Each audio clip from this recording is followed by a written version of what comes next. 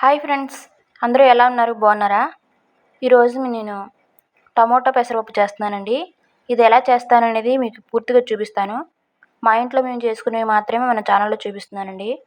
ఎవరూ తప్పుగా అనుకోవద్దు. మేము ఎలా తింటున్నాం అనేది అది మాత్రమే చూపిస్తున్నాను. మీరు ఎలా చేసుకుంటున్నారు? చాలామంది రకరకాలుగా చేసుకుంటారు. అవన్నీ నాకు తెలియదండి. ఎందుకంటే మా ఇంట్లో మేము వచ్చే రాబడికి మేము ఉన్న వాటితోనే సర్దుకొని తింటాం కనుక అవి మాత్రమే చూపిస్తున్నాను. ప్లీజ్ బ్యాడ్ కామెంట్ మాత్రం చేయొద్దు. ఎందుకంటే ఇది వరకు ఒక సిస్టర్ చేశారనమాట. ఆ సిస్టర్గా తెలియాలి. మన వీడియోస్ అన్నీ చూసుంటే ఆమెకి అర్థమై ఉంటుంది. సో ఏదేమైనా సరే ఈరోజైతే నేను మా ఇంట్లో విషయాలు చెప్తానండి. 2 టమాటాలు తీసుకోవాలి, 2 ఉల్లిపాయలు, అలాగే 4 పచ్చిమిరకాయలు. దీనికోసం మనం అయితే పప్పు తీసుకొని ఉడికించుకోవాలి. నేను ముందుగా పెసరపప్పుని బాగా కడిగి ఇదిగోండి ఈ విధంగా ఉడికించుకుంటున్నాను. ఇది మెత్తగా ఉడకాలన్నమాట. మెత్తగా ఉడికిన తర్వాత మన కూరగాయలు ఉన్నాయి కదా, ఉల్లిపాయ, టమాటా, పచ్చిమిరకాయలు అవి కట్ చేసి వేసుకుందాము. ముందైతే నేను పప్పును బాగా ఉడికించుకుంటున్నానండి. ఉడికించిన తర్వాత చూపిస్తాను.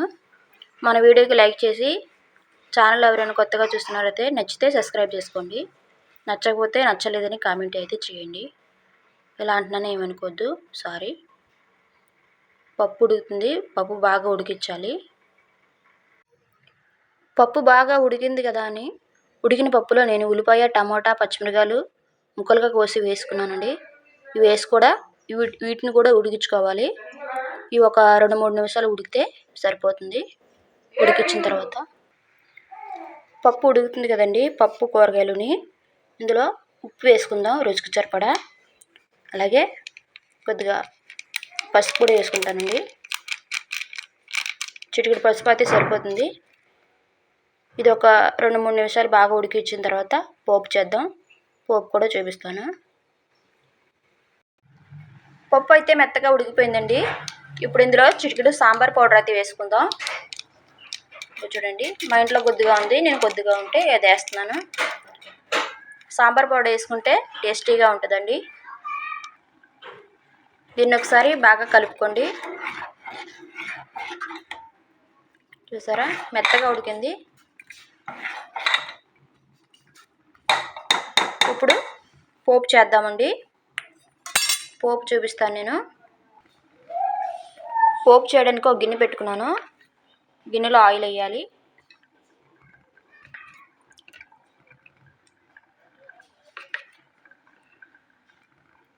నేను 3 స్పూన్ల ఆయిల్ వేసానండి. నాకు ఆయిల్ సరిపోతుంది. ఆయిల్ బాగా వేడవ్వాలి.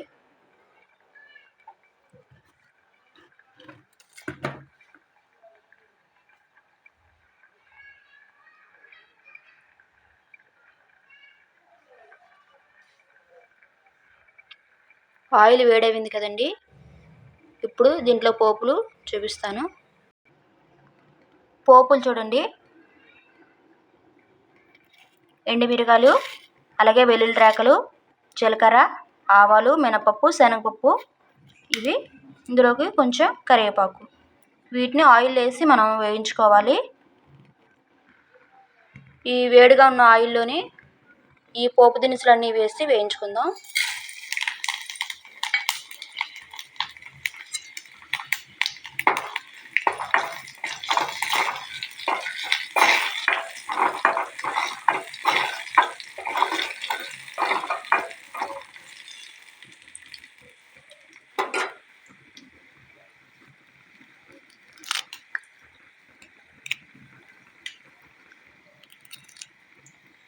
ఇందులోనే కరివేపాకు కూడా వేసుకుందామండి. కరివేపాకు వేసుకుంటే మంచి ఫ్లేవర్ వస్తుంది, బాగుంటుంది.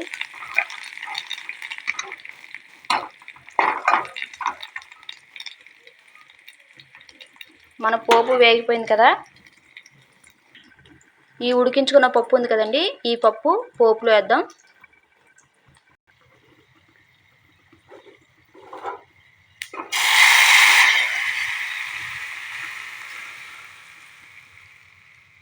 మనకు టమాటా పెసరపప్పు రెడీ అయిపోయిందండి. చూసారా, మా ఇంట్లో నేను ఇలానే చేస్తానండి. నేను ఎలా చేశాననేది కామెంట్ చేయండి. అలాగే మన వీడియో నచ్చితే లైక్ చేసి సబ్స్క్రైబ్ చేసుకోండి friends. Thank you for watching. ఈ ఎండుమిరగాయలు, ఆ వెల్లుల్లి రేకలు, జీలకర్ర, ఆవాలు, మనం వేసిన కరివేపాకు ఫ్లేవరు అంతా కూడా బాగా కలిసేలా కలుపుకోవాలి.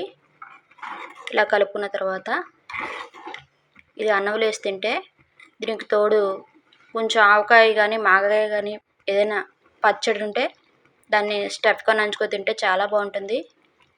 మా ఇంట్లో పచ్చడి ఉంది, మేము అది వేసి తింటాము. చూసారా? వీడియో నచ్చితే లైక్ చేయండి, షేర్ చేయండి, కామెంట్ చేయండి. Okay, thank you friends. Thank you for watching.